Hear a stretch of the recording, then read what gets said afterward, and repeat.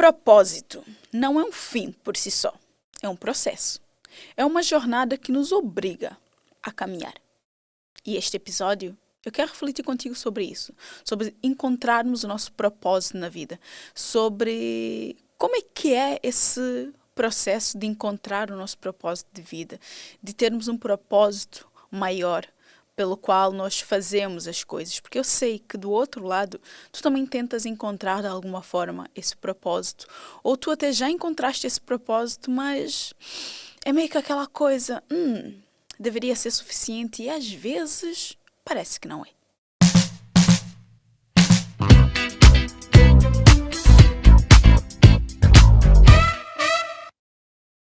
Olá, estrela da minha vida, e seja muito, muito bem-vinda a mais um episódio do Sonhar Sem Limites podcast.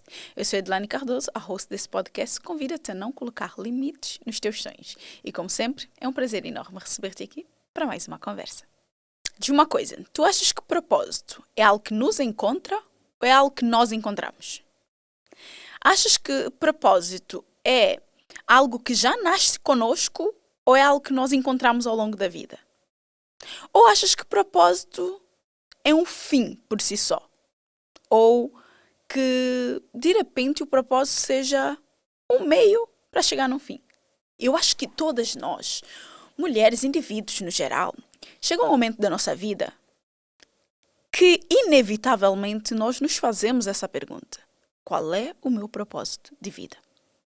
Qual é o propósito de eu existir?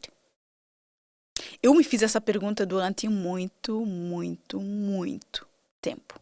Só para teres uma noção, eu, quando era mais nova, eu acreditava que existia uma razão para eu existir, mas ao mesmo tempo não conseguia dizer qual é essa razão. Então eu fui em busca, não é? Com base nessa pergunta de, nossa, qual é o meu propósito de vida? O que é que eu estou aqui a fazer? Eu fui em busca de respostas. E quando eu era mais nova, na minha infância, eu só tinha um lugar, digamos assim, por onde procurar. Porque, para quem não sabe, eu sou santomense e eu nasci em São Tomé, eu cresci em São Tomé.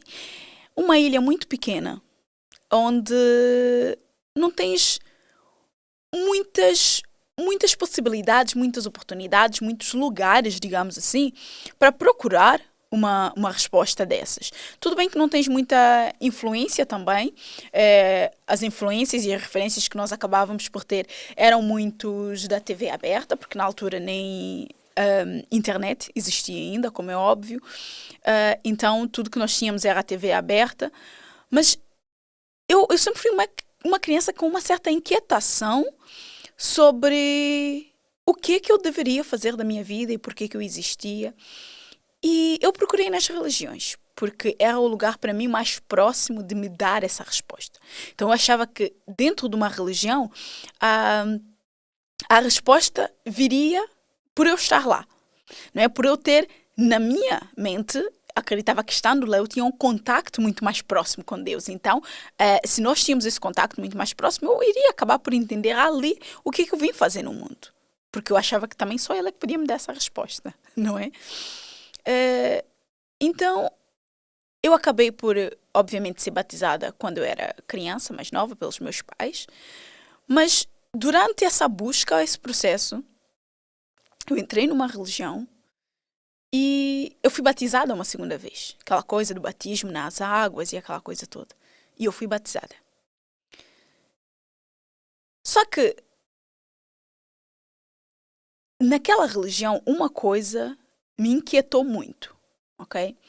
Que era a questão dos casais, das pessoas se conhecerem, não propriamente comigo, porque, honestamente, eu tinha, sei lá, os meus 12 anos, 13 anos de idade. Para mim,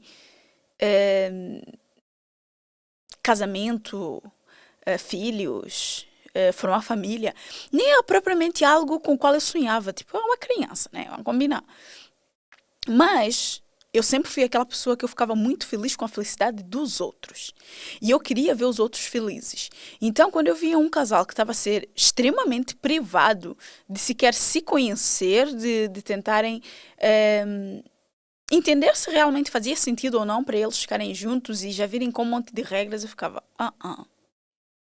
E depois de ver aquela situação algumas vezes, inclusive ver um casal que até hoje eles estão juntos, mas que colocaram tanta dificuldade e tanta barreira para eles ficarem juntos, eu pensei, damn, Deus não quer isso. Come on, people. E aquilo incomodou-me bastante. Então, por mais que eu tivesse sido batizada naquela religião, essa inquietação de pensar, não é isso que Deus quer e eu não me sinto mais bem aqui, eu saí. Mas ainda assim, ao mesmo tempo que eu saí, a inquietação da pergunta do propósito de vida, da minha existência, continuava. Então, eu voltei a entrar numa outra religião, dessa vez muito por influência da minha tia. A primeira, para além da católica, quando eu fui batizada, a primeira foi por influência da minha mãe. Mas na segunda já foi por influência da minha tia, que elas são de religiões diferentes. E ali, nossa, também mergulhei de cabeça. Tudo que era pedido, tudo que era para fazer, tudo que supostamente era o certo, count me in. Eu vivi muito esse processo. E fui batizada uma terceira vez. Porque eu acho que nessa questão do batismo, as religiões também meio que invalidam o batismo que foi feito na outra porque consideram que não é o batismo correto e, enfim, tem toda essa questão. Então fui batizada uma terceira vez. E por mais que eu tivesse muito mergulhada naquela religião, foram acontecendo coisas que me fez refletir e pensar, será que é isso que realmente Deus quer? Ou será que é isso que nós estamos a interpretar, a disléxica, daquilo que nós estamos a ler da palavra de Deus? Então ficou comigo essa inquietação durante muito tempo. E sabem, quando as coisas começam a acumular, até que veio algo que para mim foi a cereja no topo do bolo, como se diz. Eu era uma criança, não é? Na altura eu deveria ter para aí os meus 13 anos. E eu fazia as tranças, não é? Eu vivia a minha vida toda, até os meus 17 anos, só conhecendo trança, verdade seja dita. E eu gostava muito de fazer umas trancinhas na altura. E eu coloquei algumas miçangas nessas tranças. E eu fui para um dos cultos, reuniões, whatever, como quiserem chamar, da igreja. E havia algumas crianças que olharam para mim e elas queriam também ter aquilo nos cabelos. E acho que foram pedir à mãe. Já não me lembro se a mãe não tinha condições de comprar as miçangas na altura ou o que exatamente que aconteceu, mas o certo é que vieram falar comigo que eu não podia utilizar aquilo no cabelo porque haviam crianças ali que iriam ver aquilo e que não tinham possibilidades de ter e que isso podia fazer com que na criança começasse a criar uma inveja. Eu fiquei, people, come on. Como assim? Não era suposto nós educarmos as crianças e fazermos as crianças perceberem que na realidade dos pais, não é? Elas não têm essa condição de ter isso hoje, mas que no futuro elas podem vir a ter. Não é suposto nós educarmos as crianças a não invejar os outros e nem se comparar com os outros, até porque elas não sabem, ok? O que é que os outros fazem para ter o que têm. Pelo menos foi esse um dos ensinamentos que a minha mãe me passou e que eu levo comigo para a vida. Numa das vezes que, já não sei se eu cheguei em casa da escola a tentar me comparar com outras crianças que na altura podiam fazer viagens na época das férias, algo que eu nunca consegui fazer, algo que a minha mãe nunca poderia me facilitar, me dar na altura, nem a minha mãe, nem o meu pai, não é? Então, eu meio que cheguei em casa, acho que chateada, triste por causa disso, e a minha mãe olhou para mim e disse: vocês nunca tenham inveja das outras pessoas porque vocês não sabem o que as outras pessoas estão a fazer para conseguir ter o que têm. E eu carrego isso comigo para a vida. Então, naquele momento, eu pensei, não era esse o ensinamento que nós deveríamos passar à criança? Tudo bem que a criança quer. E é genuíno tu quereres ter algo que tu não tens. É bom até tu quereres ter algo que tu não tens. Isso vai te estimular a trabalhar ou a fazer o que tens que fazer, obviamente, dentro daquilo que, pelo menos, eu, do meu lado, considero moral e ético, para conseguires ter aquilo. Porque quando eu sonho com alguma coisa, o que é que eu estou a fazer, basicamente? Eu estou a desejar ter algo que eu não tenho. E o sonho, não é? Ele move-me nessa direção para ter esse algo. Mas naquele momento, não. Eu é que estava errada. Eu é que tinha que deixar de utilizar umas simples miçangas no cabelo por causa das crianças que faziam parte daquela religião. E eu pensei, não vai acontecer. E já nem me lembro se eu voltei a ir ou se eu comecei a faltar depois de então, mas o certo é que, tipo, sim, foi passando. Só que nisso, a inquietação de encontrar o meu propósito de vida é algo que continuou. É algo que continuou. E eu demorei muito para entender o que eu quero trazer e a reflexão que eu quero provocar, de certa forma, em ti hoje. Essa lição veio muito depois de eu ler o livro Ikigai, ok? Porque é um livro que fala muito sobre a filosofia de vida japonesa. E nessa filosofia de vida japonesa, eles acreditam que o nosso propósito de vida é sobre nós encontrarmos a nossa razão de viver. É que é mesmo isso. É o Ikigai, a palavra em si, quer dizer mesmo isso. A nossa razão de viver. A razão que eu tenho para viver. E nessa filosofia, quando eu li esse livro, que já foi há alguns anos, ele traz vários exemplos de pessoas que encontraram essa razão de vida e encontraram essa razão de vida em alguns lugares e de algumas formas bem improváveis. Bem improváveis. Inclusive, dentro dessa filosofia, acredito que eles têm 5 pilares, se eu não estou no erro. E um dos primeiros pilares que ele fala muito é sobre nós começarmos pelas pequenas coisas. Ou seja, naquele livro, ele mostra que o nosso propósito de vida é a nossa razão de viver. E que a nossa razão de viver, ela só é encontrada se nós começarmos pelas pequenas coisas. Logo que eu comecei a ler esse livro, eu pensei, se o nosso propósito de vida é sobre a nossa razão de viver, e se essa razão de viver nós devemos começar pelas pequenas coisas, então não é algo que nasce comigo.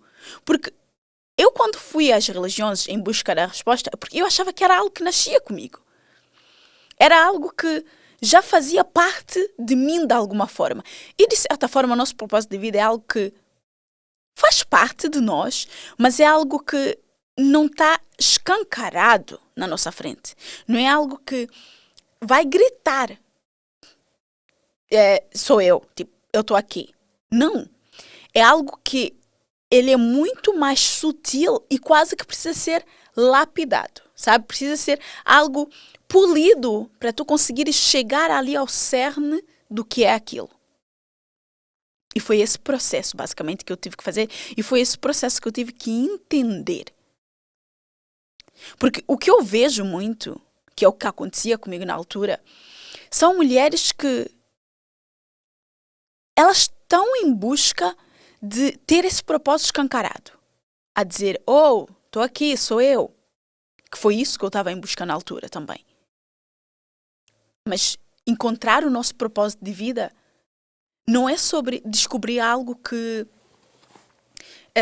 vai aparecer na nossa frente e dizer sou eu. Não é sobre ter algo que, ai não, eu nasci com isso e esse é o meu propósito de vida. Não. Se é algo que eu tenho que começar pelas pequenas coisas, então é um processo. Então é um processo, é uma jornada. É algo que eu preciso ativamente estar a trabalhar para conseguir encontrar de alguma forma, para conseguir ter contato com isso. E de verdade, eu estava a ficar muito frustrada por não saber qual era o meu propósito de vida, sem saber que tudo aquilo pelo qual eu estava a passar estava a direcionar-me, estava a encaminhar-me para chegar exatamente nesse propósito de vida. Porque o meu propósito hoje, ele pode efetivamente ser diferente do meu propósito amanhã. Isso não quer dizer, nossa, como assim? A questão é que se é um processo, ok, que eu vou começar pelas pequenas coisas, então, tendo isso em mente de que é sobre a minha razão de viver, a minha razão de viver hoje, por eu estar a começar, por exemplo, pelas pequenas coisas, pode não ser a mesma amanhã, quando essa pequena coisa já se transforma numa coisa muito maior e precisar que eu tenha outras atitudes, outros comportamentos. É sobre o processo. E eu não posso esperar chegar num determinado lugar para aí sim dizer, nossa, eu encontrei o meu propósito de vida. Não. Se é a minha razão de viver, eu vivo todos os dias. E todos os dias eu preciso ter uma razão para viver.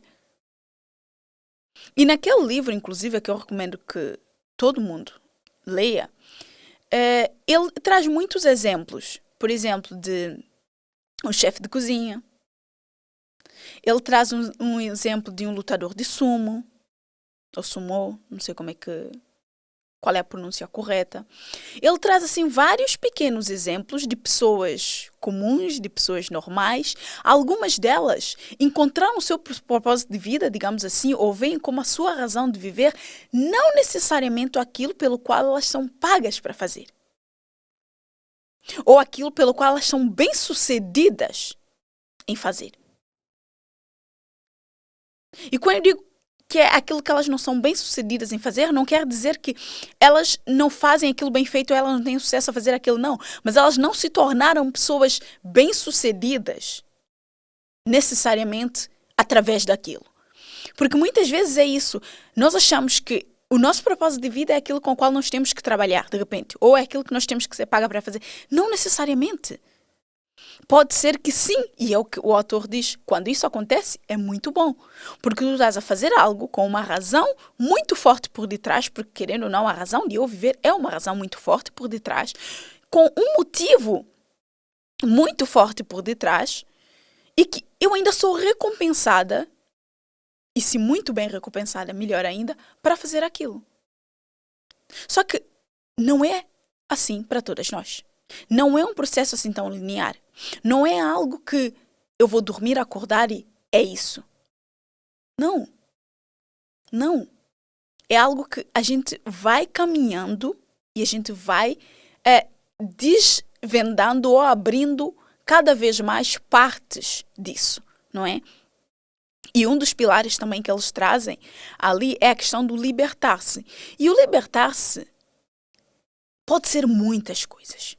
Pode ser porque eu estou-me a libertar de alguma coisa do meu passado, que eu preciso deixar ir aquela bagagem para continuar a caminhar. Pode ser um libertar do medo que eu tenho de fazer alguma coisa. Pode ser libertar das críticas, do julgamento, do medo de ser ridicularizada pelas pessoas, do medo do que as pessoas vão pensar. Ou seja, ali o libertar-se, quando eles colocam ali a questão do libertar-se, pode englobar vários pontos e várias coisas. E é engraçado porque... É engraçado, não é curioso e interessante que se tu fores procurar a questão do Ikigai, aparece muitas vezes uma espécie de não vou chamar isso de mapa, mas de figura, ok?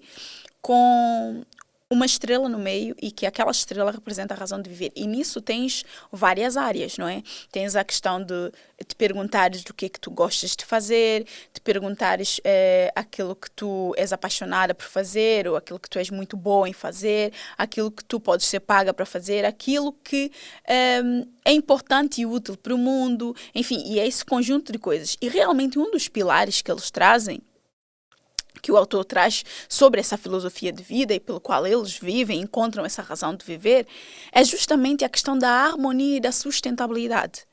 Ou seja, o quanto aquilo que eu estou a fazer é útil para o mundo, o quão aquilo contribui para o mundo. E eu acho que é aqui que muitas vezes nós nos enganamos, ok?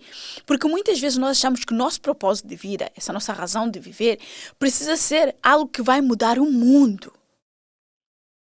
Precisa ser um propósito assim, nossa, de acabar com a fome no mundo.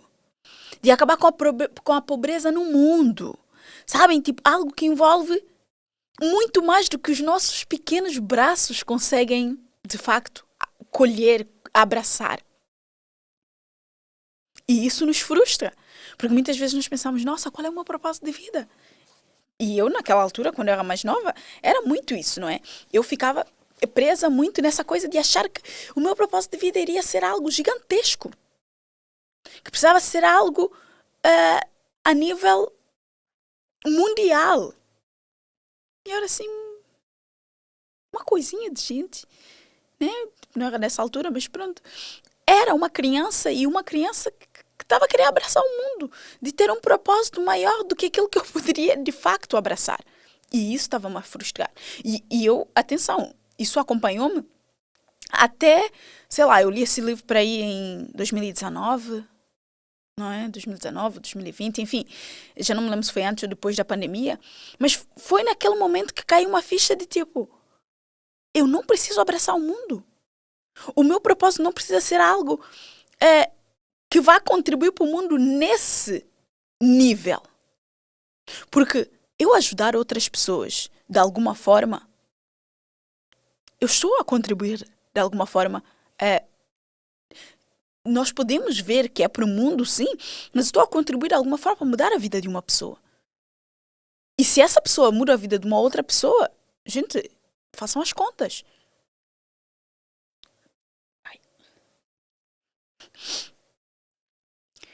Nós acabamos sim por mudar a vida de muitas pessoas e impactar, de certa forma, o mundo.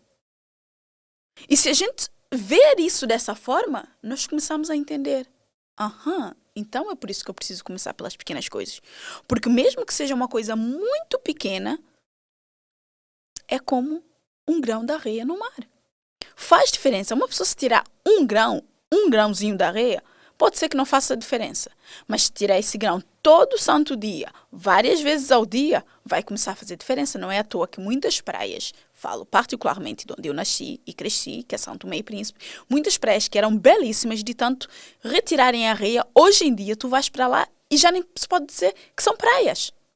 Já nem se pode dizer que são lugares que dá para tu fazeres praia, para tu tomares um bom banho, porque ficou só pedra.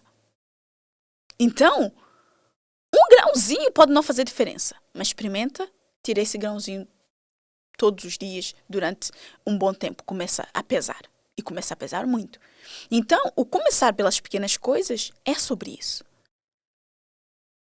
O libertar-se também é sobre isso, sobre libertar dessa ideia de que precisa ser algo para salvar o mundo.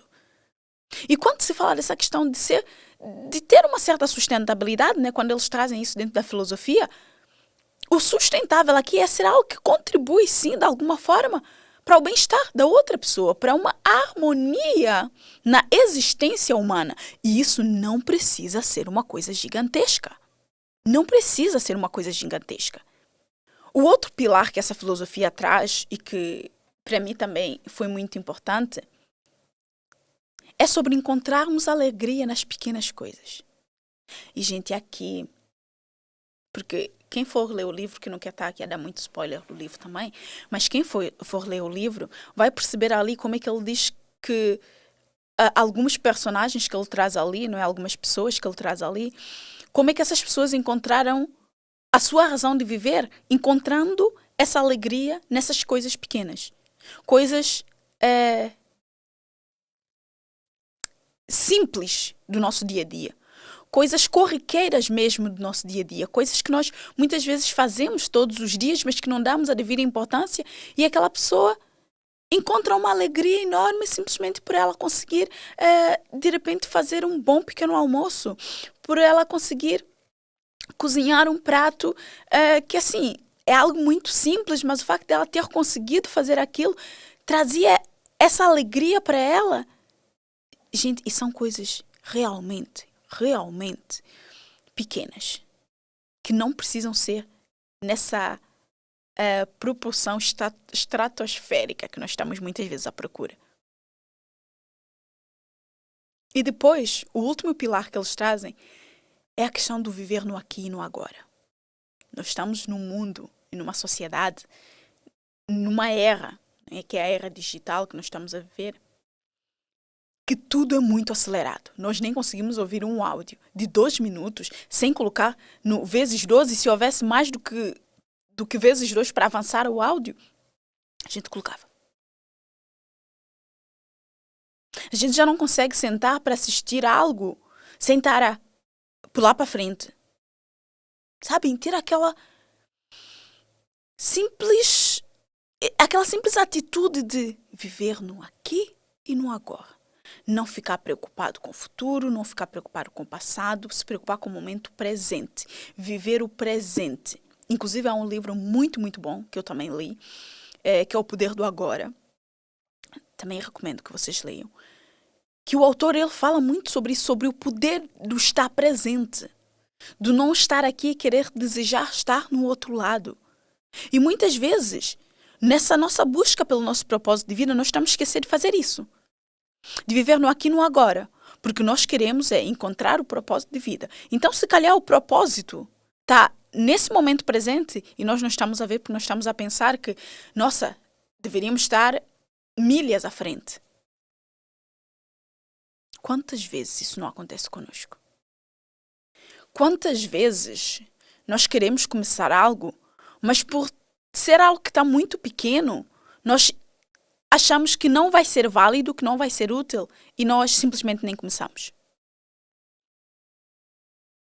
Quantas vezes nós estamos tão preocupados em estar num outro lugar, em nos comparar com outra pessoa, que nós nem conseguimos perceber o qual a nossa visão, a nossa perspectiva, a nossa bagagem de vida pode ser útil para outras pessoas, para o mundo de alguma forma. Quantas vezes nós não ansiamos fazer algo, mas por achar que esse algo vai ser insignificante, nós desistimos. Quantas vezes nós não ficamos presas no nosso perfeccionismo que nós nem sequer tentamos fazer alguma coisa? Quantas vezes nós estamos aqui, mas nós estamos a desejar estar lá no lugar que a outra pessoa que tem um projeto igual ao nosso, ou que tem uma profissão igual à nossa está. Não é mau desejar estar lá, mas é mau nós não reconhecermos o nosso lugar e nós invalidamos o nosso lugar. Isso é mau. Desejar estar lá, nós podemos desejar, mas se eu reconheço onde eu estou e eu honro onde eu estou, fazer a caminhada para chegar lá, eu sei que é um processo. Eu sei que onde eu estou não é o fim, é o princípio. E isso muda tudo. Porque a razão pela qual eu acordo vai ser uma razão muito mais forte, muito mais sólida. Porque enquanto eu me comparo com a pessoa que está lá e acho que aquilo que eu faço não é válido, qual é a razão para eu viver? Qual é a razão para eu acordar de manhã e dizer, eu vou lá tentar? Agora, se eu vejo aquilo e eu almejo aquilo e eu ambiciono aquilo que a ambição não é mal, como muitas vezes fazem nos acreditar, e eu, por causa disso, eu acordo com muito mais motivação para fazer acontecer, então está tudo bem. Uma das coisas que eu gosto muito de fazer e uma das formas, não é, pelo qual eu trabalho muito com as pessoas é justamente fazendo esse exercício de, tudo bem, nós queremos chegar aí, mas vamos olhar para onde nós estamos. Porque isso, para mim, eu vou trazer aqui uma analogia que para mim é muito fidedigna com esse processo e com aquilo que eu quero que a gente entenda, ok? Quando eu saio de casa, quando eu entro no meu carro e eu quero chegar a um destino que eu não sei como chegar, hoje em dia, na era digital, a primeira coisa que nós fazemos é colocar a morada no GPS. Ou seja, eu coloco o destino no GPS. Ou quando nós vamos chamar um carro por alguma aplicação, o processo é exatamente o mesmo. Eu coloco o destino, ok? Para onde eu quero ir. Depois de colocar o destino, aquilo vai me perguntar, tá, confirma-me só onde é que tu estás. E aí eu vou, ok, eu estou aqui. Tudo bem. Agora sim eu vou te dar um caminho para tu saíres de onde tu estás e chegares onde tu desejas chegar. Conosco, com o nosso processo, com o nosso projeto, com a nossa ideia, com nossos sonhos, vida pessoal, vida profissional, é exatamente igual. É exatamente igual. Eu estou aqui. Eu ambiciono chegar ali. Então, a minha ambição de chegar ali, ótimo, excelente, parabéns. Isto aqui é sobre sonharmos alto, sim, sonharmos grande, sim, não colocarmos limites, sim. Então, vamos sonhar alto. Qual é esse sonho, assim, muito alto? Ok, onde é que eu estou? Se eu não olho para onde eu estou, como é que eu traço o caminho? Então, nessa busca pelo propósito de vida, nós temos que entender que o nosso propósito de vida pode muitas vezes ser não sobre o destino, porque o propósito não é o fim, mas é a razão, sabem, para eu todos os dias fazer algo. Então, o propósito acaba por ser um processo. Porque eu todos os dias acordo e eu preciso de buscar essa razão, trazer essa razão para mim, para eu fazer o que eu preciso fazer. Então, a forma como eu vejo o propósito de vida hoje é como se fosse um motor que me faz caminhar. Ele não é um fim em si, por si só. Ele é o motivo pelo qual eu faço o que eu faço. E esse motivo é sobre uma jornada. Porque se o meu motivo for só chegar lá, e quando eu chegar lá, o que acontece? O chegar lá, se for o meu propósito, o que acontece quando eu chego lá? Acabou? Não. Se for algo que eu vou fortalecendo, se for uma jornada que eu preciso estar a caminhar constantemente para chegar em algum lugar, eu quando chego lá, a razão para viver, ela pode mudar, ok? Ela pode mudar, mas eu continuo o processo. E muitas vezes nós acabamos de chegar num nível de interiorização e entendimento, ok? De qual é o nosso propósito de vida, um nível de clareza, que esse propósito, ele realmente não passa a ser algo a qual eu preciso alcançar, algo que eu preciso conquistar, mas algo que realmente me faz viver e que me move a alcançar. Então, quando eu chego num determinado lugar, eu continuo. Por quê? Porque o meu propósito não era chegar lá. O meu propósito é essa continuação, essa jornada que me vai fazer chegar nos lugares. Eu sei que isso pode parecer muito poético, porque é engraçado que eu ouvi, não é, de duas pessoas, que eu tenho esse lado e essa forma meio poética de trazer as coisas e algo que eu nem considerava. Eu acho que muitas vezes é muito mais uma coisa mais filosófica, mas eu percebo o que as pessoas querem dizer com essa coisa, essa veia mais poética. Mas eu sei que isso pode parecer algo muito abstrato, sabem?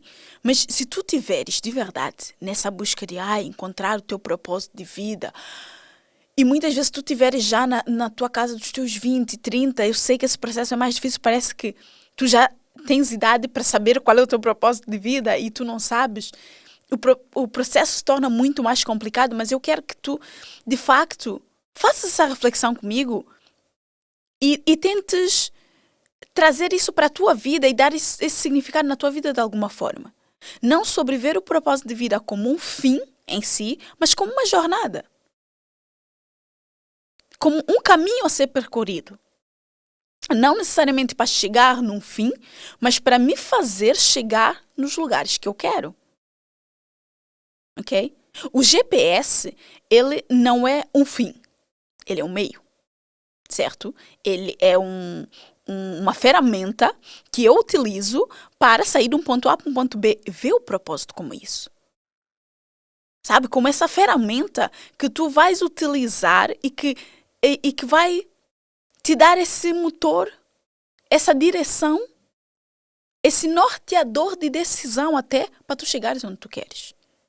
Então, se nós formos relacionar essa questão do propósito de vida e desses pilares dessa filosofia japonesa com os nossos projetos, com o comunicar o nosso trabalho no digital, com utilizar as ferramentas que temos hoje para divulgar aquilo que nós fazemos bem e muito bem, que somos competentes a fazer, é realmente nós pensarmos em começar pequeno, sabem?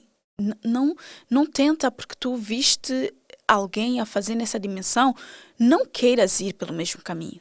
Sabe, nós não podemos tentar fazer o mesmo que pessoas que já estão num nível muito acima de nós estão a fazer só porque nós achamos que nós precisamos começar grande também nesse nível. Não.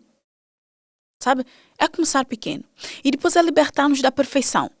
Porque este vídeo não ficou bom, esta fala não ficou boa, isso não está bom o suficiente, esse telefone não está bom, este equipamento não está bom, Sabe? Deixa a perfeição de lado. E foca em executar a tua ideia, executar o teu projeto, comunicar o teu trabalho. Que isso é o essencial.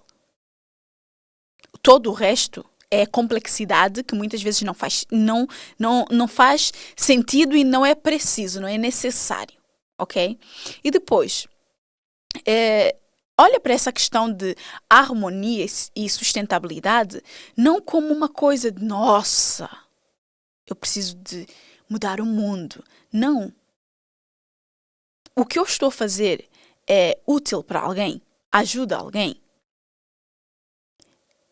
Está em harmonia com aquilo que eu quero que o mundo seja? Eu sou uma pessoa que eu quero deixar... Quando eu digo deixar o mundo melhor, é porque eu vejo que eu estou onde eu estou porque outras mulheres abriram caminho para eu estar aqui. Então, eu sinto que é o meu dever, ok? Se for trazer aqui para a questão do propósito, é a minha razão de viver, digamos assim, continuar a abrir caminho para a geração que vem depois de mim. Ok? Então, se eu for ver isso, eu só tenho que pensar se isso está coerente com o mundo que eu quero deixar. E se estiver coerente com o mundo que eu quero deixar, as coisas que eu estou a fazer, então eu estou a cumprir o meu propósito. Eu estou a ser sustentável e estou em harmonia com aquilo que eu quero fazer.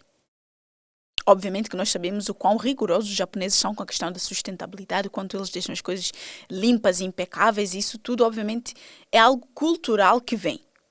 Mas quando nós falamos de harmonia e sustentabilidade, não necessariamente tens que te preocupar nesse nível específico naquilo que tu estás a fazer, embora assim tu possas agregar essa parte da sustentabilidade naquilo que tu fazes, mas não quero que seja o foco daquilo que tu estás a fazer nesse momento e nessa fase, nesse estágio, principalmente nesse início desse processo, ok?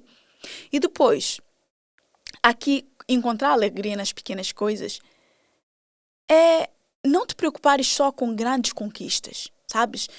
Eu acho importante nós definirmos as nossas métricas de sucesso. E muitas vezes as nossas métricas de sucesso, dependendo da fase em que nós estamos, elas vão ser coisas muito mais pequenas e muitas vezes até insignificantes para outras pessoas.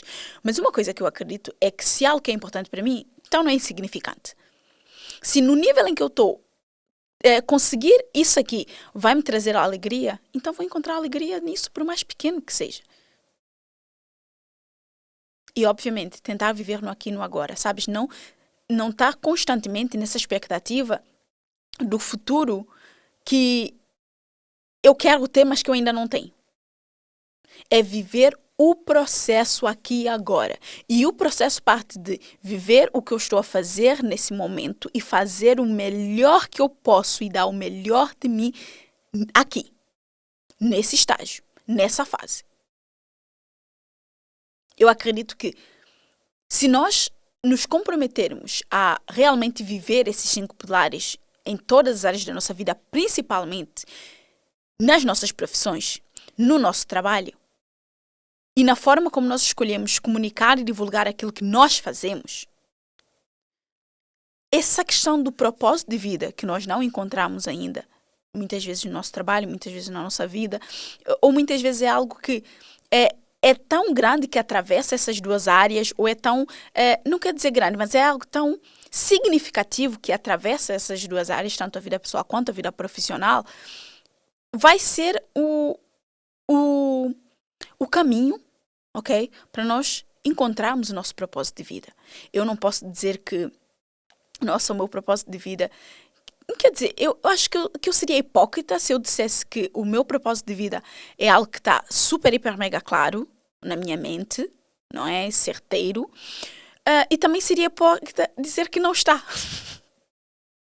Porque é nesse nível de complexidade. Eu sinto que eu tenho muito mais noção da razão pelo qual eu faço o que eu faço, da razão pelo qual eu vivo e eu continuo a ter os meus projetos e eu continuo a fazer tudo o que eu faço, mas ao mesmo tempo eu sinto que com o passar do tempo, com cada caminhada, com cada experiência, com cada aprendizagem, ele vai ganhando, não é outras formas, mas mais força, mais base, mais estrutura.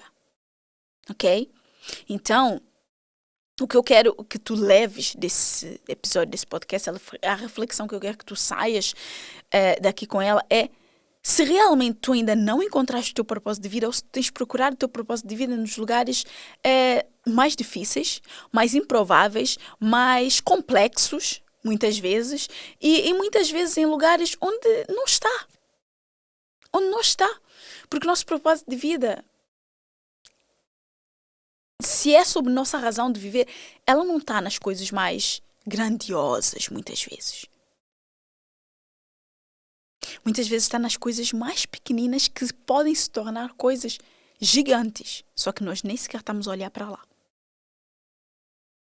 Eu acredito que o propósito de vida não é algo que nasce conosco, mas ao mesmo tempo é algo que é formado conosco conforme nós vamos vivendo. Ou seja, se nós olharmos para a nossa história, muito da nossa razão de viver vai sair de lá. Da nossa experiência, da nossa aprendizagem, da nossa infância, da bagagem que nós tivemos, vai sair de lá. Daquele início de vida, muitas vezes. E muitas vezes está naquelas pequenas coisas que nós gostávamos de fazer, que nós sentíamos alegria enorme, mas que as pessoas meio que diziam que não era por aí, que não era aquilo, ou meio que nos deixavam a sentir que nós estamos erradas por ver a nossa razão de viver por esse ângulo, por esse prisma, naquela situação. O Ken Moji, que é o autor do Ikigai, ele tem uma frase que ele diz: é certo que ter Ikigai pode resultar em sucesso, mas o sucesso não é um pré-requisito para ter Ikigai. E para mim, propósito é sobre nós encontrarmos sentido e significado na nossa caminhada, no processo, na nossa jornada. Porque se eu tenho um sentido e um significado muito forte para fazer o que eu faço, então todo o processo vai ser muito mais simples e mais fácil. E é o que esse autor, o Ken Moji, acho que é assim que se chama, ele traz. Não é um pré-requisito para ter sucesso. Não é. Tipo, nós não precisamos de um propósito de vida para ter sucesso. Muitas pessoas alcançam sucesso sem sequer pensar nisso. Não é preciso. Mas, obviamente, que para nós termos um sentido e um significado na vida, vai partir daí. Se tu sentes que tu tens esse sentido e esse significado na vida, então acredito que tu encontraste o teu propósito de vida. e tu só não estás a conseguir identificá-lo muitas vezes. Então faz esse processo, tá? Se tu gostaste deste episódio, se esse episódio foi útil de alguma forma, se gerou alguma reflexão em ti e tu quiseres partilhar, vai ser um prazer para mim poder saber o que é que passa do outro lado enquanto vocês me ouvem falar deste lado. Então deixa aqui nos comentários. Se tu lembraste de alguém enquanto estavas a ouvir esse podcast, envie esse episódio para essa pessoa. E seja, como eu gosto de dizer, uma estrela, ilumina a vida e o caminho desta pessoa ao enviar essa conversa para ela. Se partilhares este episódio nas tuas redes, marca-me, @Sonhar Sem Limites Podcast ou @Edilane Cardoso, que eu vou amar ver e saber quem é que está do outro lado. Estrela, a gente se vê na próxima semana, no próximo episódio. Tchau!